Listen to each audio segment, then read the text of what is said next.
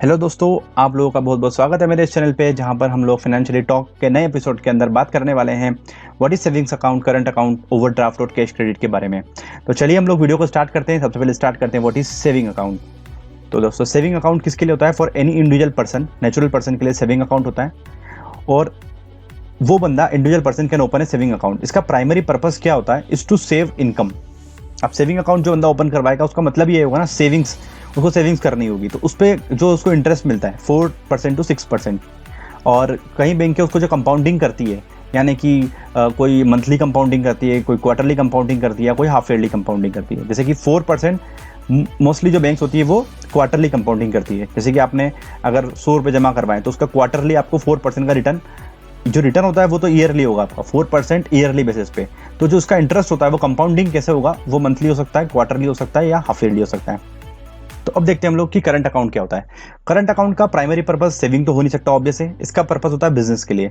तो बिजनेस जो करता है वो करंट अकाउंट ओपन करवाएगा। तो who can open current account? तो फर्म, एक फर्म हो सकती है, सोल प्रोप्राइटरशिप, वो उसको कोई दुकान होती है उसका करंट अकाउंट उसको ओपन करना होगा। एक पार्टनरशिप फर्म हो सकती है, या फिर लिमिटेड लाइबिलिटी पार्टनरशिप हो सकती है, प्राइवेट कंपनी हो सकती है, पब्लिक कंपनी हो सकती है।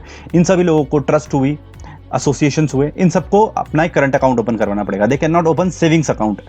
अब companies, public limited companies, partnership, they can not open savings account, क्योंकि इनका प्राइमरी मोटिव ये होता है कि हम लोगों को बिजनेस करना है। तो अब इनको करंट अकाउंट के ऊपर क्या होता है? No interest is given on current account. अब इनको करंट अकाउंट के ऊपर जो भी पैसा डिपॉजिट करते हैं इसके ऊपर इंटरेस्ट इनको नहीं मिलता है। Bank can not give interest to current account holders. ऐसा क्यों इंटरेस्ट नहीं मिलता? बिकॉज आरबीआई सेज कि इंटरेस्ट जो होगा करंट अकाउंट पे वो जीरो होगा। सो जो इनके अकाउंट्स होते हैं are in the name of their business name, जो भी बिजनेस नेम हो सकता है उसके ऊपर हो सकता है। तो जो कंपनीज होती है वो नॉर्मली अपना बिजनेस के नाम पे करंट अकाउंट ओपन करवाती है। अब companies can not open their savings account. Companies को सेविंग्स अकाउंट ओपन नहीं कर सकती, क्योंकि सेविंग्स अकाउंट के लिए जो ओपन करना है वो इंडिविजुअल नाम पे हो सकता है। बट एक ऐसा प्रोविजन है इसके अंदर, कंपनीज एक्ट के अंदर, जो सेक्शन 25 में लिखा हुआ है कि उसमें लिखा हुआ है कि सेक्शन 25 जो कंपनीज होती है they can open savings account. अब सेक्शन 25 कंपनी क्या होती है? सेक्शन 25 कंपनीज जो सेक्शन 25 में लिखी हुई कंपनीज एक्ट 1957 के, उसमें लिखा हुआ है कि जो कंपनी, जो नॉन प्रॉफिटेबल ऑर्गेनाइजेशन होती है, जिसका मकसद प्रॉफिट कमाना नहीं होता है। जैसे कि एक कंपनी है सेक्शन 25, इसका एग्जांपल अगर मैं देता हूं आपको, तो वो है NPCI, national payment corporation of India. तो उसका मतलब, उसका जो मोटिव होता है वो ये होता है कि हमको प्रॉफिट नहीं कमाना है। तो वो कंपनी जो होती है वो सेविंग्स अकाउंट ओपन कर सकती है।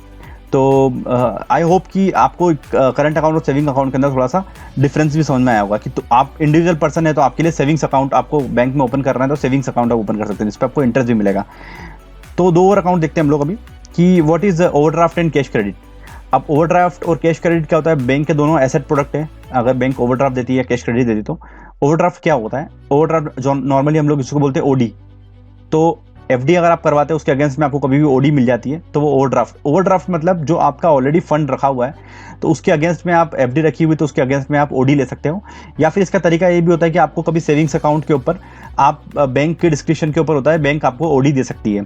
अब कैश क्रेडिट किन लोगों के लिए होता है? कैश क्रेडिट भी सिमिलरली ओडी जैसे ही होता है, ओवरड्राफ्ट जैसे ही होता है, बट बैंक कुछ सर्टेन कंडीशंस होती है, उसके बाद आपको कैश क्रेडिट लिमिट देती है। अब कैश क्रेडिट कैसे लिमिट देगी, क्या डिफरेंस होगा दोनों के अंदर, थोड़ा सा देखते हैं। कि सपोज मेरा करंट अकाउंट है, मुझे अगर मैं इसको चलन भाषा में बोलूँ तो मुझे ओवरड्राफ्ट चाहिए, मतलब बैंक से मुझे कुछ क्रेडिट चाहिए, ऐसा हम लोग बोलते हैं, बस प्रोडक्ट का नाम होता है कैश क्रेडिट।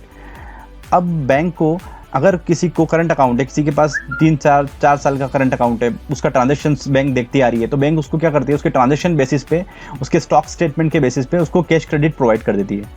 तो वो कैश क्रेडिट के अंदर वो बैंक से, सपोज करते हैं उसका 1 लाख या 2 लाख का कैश क्रेडिट अप्रूवल होता है, तो 1 लाख 2 लाख रुपए वो माइनस में रख सकता है अपने अकाउंट को, और उसका जो इंटरेस्ट होता है वो पर डे बेसिस पे कैलकुलेट होगा। यानी कि अगर उसका इंटरेस्ट अगर 12% होगा और उसने 1 महीने के लिए कैश क्रेडिट बैंक से लिया, फिर डिपॉजिट कर दिया, तो 1 महीने का उसको इंटरेस्ट लगेगा। तो इस तरीके से बैंक अपने प्रोडक्ट को बनाती है। तो आई होप कि आपको savings account, current account, overdraft और कैश क्रेडिट के लिए कुछ आपको समझ में आया होगा यहाँ पर। दूसरी बात यह कि आपके लिए कौन सा अकाउंट यहाँ पर प्रीफर होगा। तो अगर आप एज ए कंपनी है, सोल प्रोप्राइटर है, एलएलपी है या प्राइवेट कंपनी है, तो आपको करंट अकाउंट ओपन करवाना है। अगर आप इंडिविजुअल हैं, मम्मी के नाम पे या फादर के नाम पे अकाउंट ओपन करवाना है, तो आपको सेविंग्स अकाउंट ही ओपन करवाना है। हालांकि लोग प्राइवेट सेक्टर बैंक के अंदर लोग करंट अकाउंट भी ओपन कर देते हैं बिकॉज ऑफ देयर टारगेट्स। तो आप थोड़ा सा कभी भी बैंक में जाएं तो अपना सेविंग्स अकाउंट ही ओपन करवाएं एज ए इंडिविजुअल, आपको जो सेविंग्स करनी है उसके लिए। तो आई होप कि आपको ये चारों अकाउंट्स के बारे में थोड़ा समझ में आया होगा। तो मिलते हैं नेक्स्ट वीडियो के अंदर। Okay friends, thank you, good bye.